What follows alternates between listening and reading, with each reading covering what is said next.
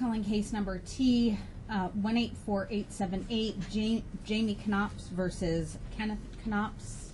Can I have you put your appearance on the record, counsel? Yes, Your Honor. Anthony Wright, bar number 9724, appearing on behalf of David Jacks, who is unavailable today. Thank you. And then, sir, let me have you raise your right hand to be sworn in. Thank you. You do solemnly swear the testimony you are about to give in this action shall be the truth, the whole truth, and nothing but the truth, so help you God. Yes, ma'am. You may be seated. This is the time set on this court's calendar to address whether the adverse party is income qualified to have counsel appointed for purposes of our contempt proceeding. So I'll be addressing that. I do note that there was a hearing yesterday in front of Judge Moss. I've reviewed the minutes as a result of that hearing. I understand that she is going to be the one who handles the contempt case, but did ask that I apparently continue to hear this portion of it. Counsel, I don't know if you're aware, because this does differ here than from any other court that you're going to appear in family court, and this is for your information as well, sir, that because contempt proceedings in here are different from contempt proceedings in child support court or in other family court cases where you comply with an action and you're released from court, or from jail, which we call civil contempt. Contempt in this court is punitive. It's imposed as punishment for failure to abide by the order. And in that sense, it's criminal contempt. It's like what happens in a criminal case. And because the sanction is possible incarceration, the Nevada Supreme Court has indicated that you're entitled, therefore, to appointment of counsel if you cannot afford one yourself. So that's the process that brought us here. Although we know all of that to be true, past that point, the Nevada Supreme Court was not clear about how this is to be handled. And frankly, different departments are handling it different ways down here. But the first thing that without a doubt needs to be done is to determine whether you are income qualified for appointment of counsel. The court will note for the record that the financial affidavit filed in the divorce case by the adverse party is dated December 27th, 2017, and indicates zero income. It reflects on here that there's been no income earned since June of 2017. Is that correct? Yes, ma'am. How are you surviving? I'm living in my parents' house in my high school bedroom at this point. Same house I was born and raised in here in the state of Nevada. Okay, and they meet all of your other needs. They pay for everything, your cell phone, your car, your gas. I don't have cell phone anymore. Insurance. Look, my wife of 14 years, and your upholding of her thing here knocked me completely off my feet. Just as I was getting back on my feet, you not even letting me speak in this courtroom changed her attitude so much that already she parental, what do they call it? Parental alienation. She'd already alienated me from my children. And then your upholding of the protective order, we were never able to solve the problem that her mother tore us apart from Colorado. We moved 1 year of our life to Colorado. Her mother, the minute the fight happened, her mother had me thrown in jail on a case that is now thrown out that they're trying to use against me here. Okay? But and it took my kids all the way back here. So because of the way you didn't let me speak last time, I don't have anything else to say. Sir. Okay. Have a seat. Okay, well, no, I'm leaving. No, you're not.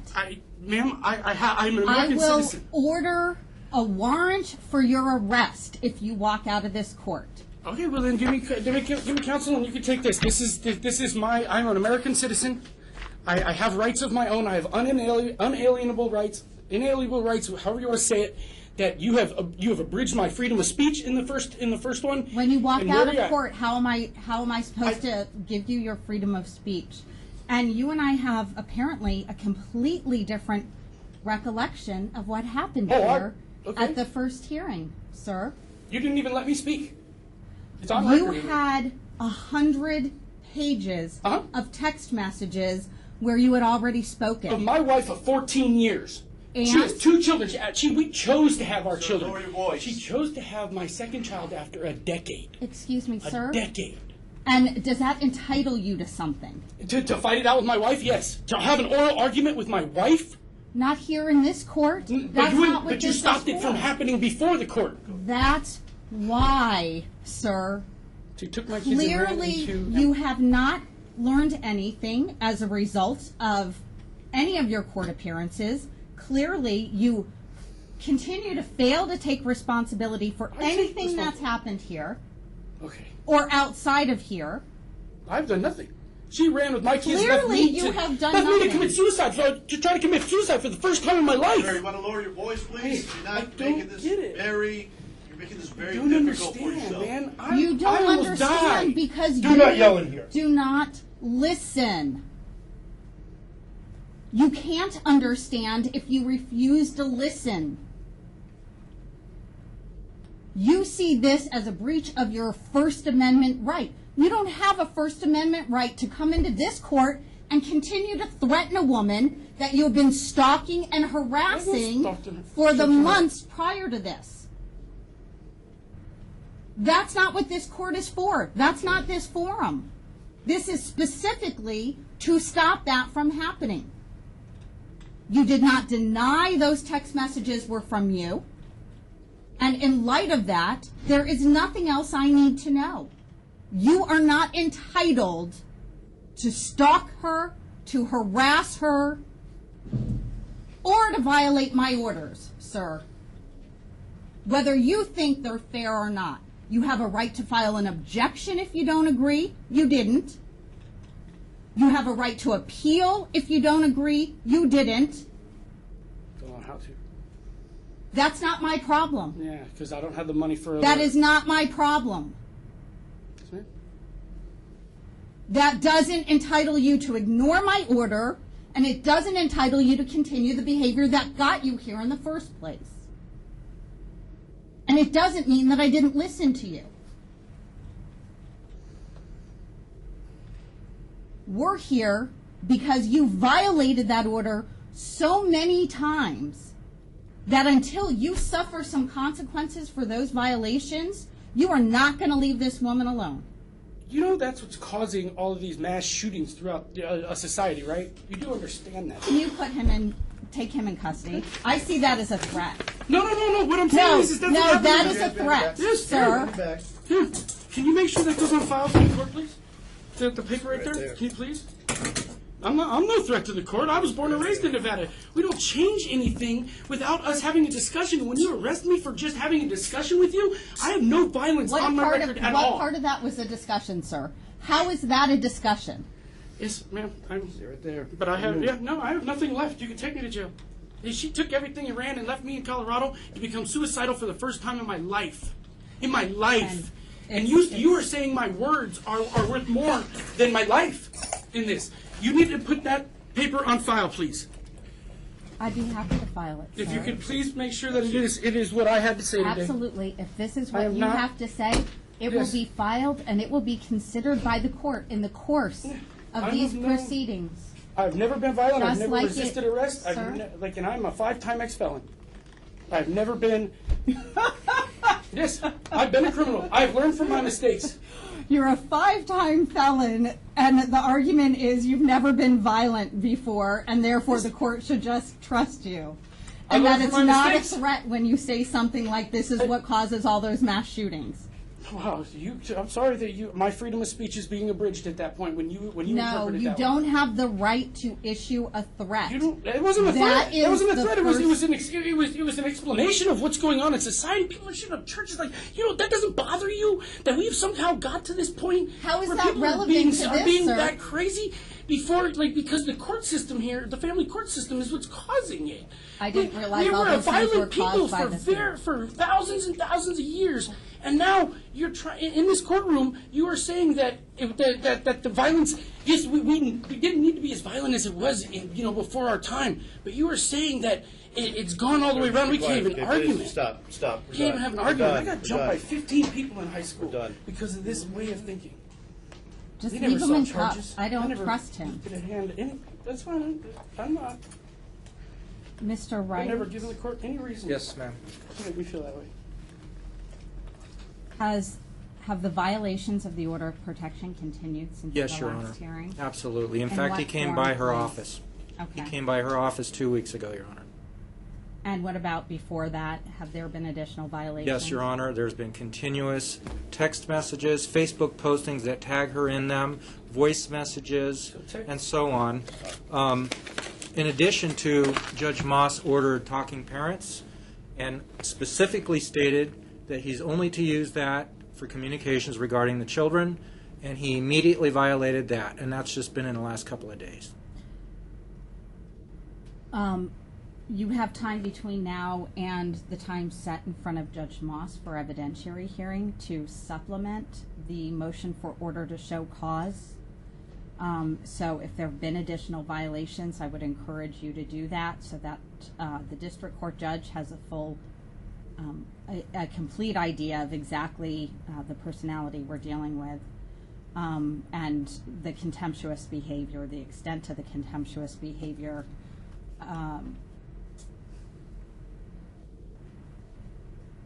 Does your client dispute the accuracy of the financial declaration that reflects there's no income being earned, or does she agree? No, she doesn't dispute. Acknowledges that. Well, he has a work truck. We don't know if he's doing odd jobs or not. That's what he's claiming that he's doing, but Okay. we don't dispute it. Okay, so the court will appoint counsel in light of the lack of income being earned by the adverse party. The court is going to appoint Christopher Tillman. Again, the process for this is not entirely thought out yet by the family court. The important thing is to protect the rights of the adverse party and ensure that he's got the benefit of counsel for purposes of these proceedings. So that piece of it we will ensure occurs. This court will notify Mr. Tillman's office of the appointment.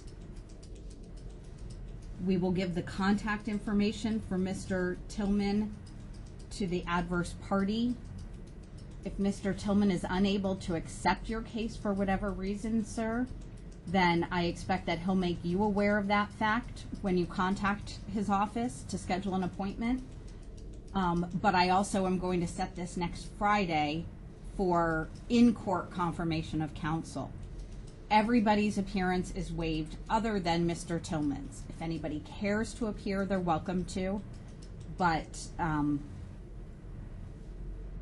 the exception to that, Mr. Knops, is if Mr. Tillman informs you when you schedule the appointment or attempt to schedule an appointment with him that he can't accept the appointment for whatever reason, if his schedule doesn't allow it.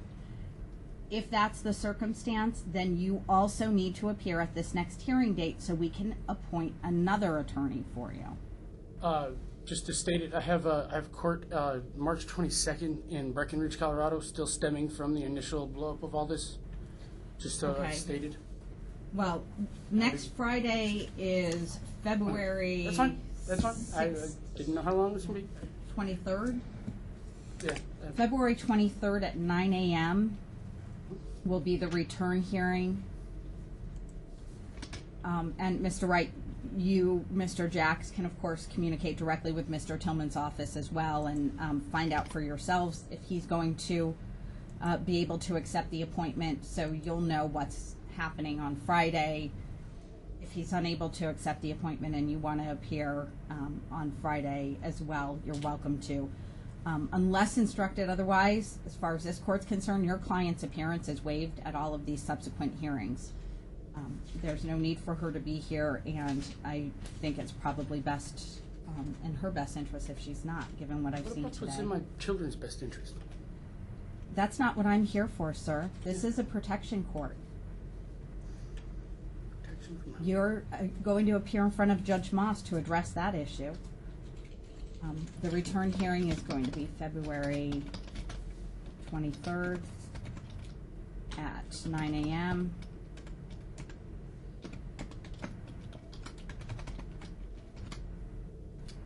he accepts the appointment, then I would just expect that everything from that point forward goes on in Department I. I'm going to ask Mr. Wright that you wait for the court to prepare a written order. I obviously want to include some of the findings, some of the observations from today, what the expectation is for next Friday as far as the appointment goes. Why don't you wait in the waiting area? Your client can leave if she chooses to. The order will be brought to you. Once the order is brought to you, Mr. Knops will still remain in court for 10 to 15 minutes. Actually, I've made an arrangement with the marshals already, Your Honor. Okay. All right. For purposes of typing out this order, I still suggest that it might be best if you wait out there. We're going off the record. There won't be other discussion. To be clear, Mr. Knops is not being taken into custody today.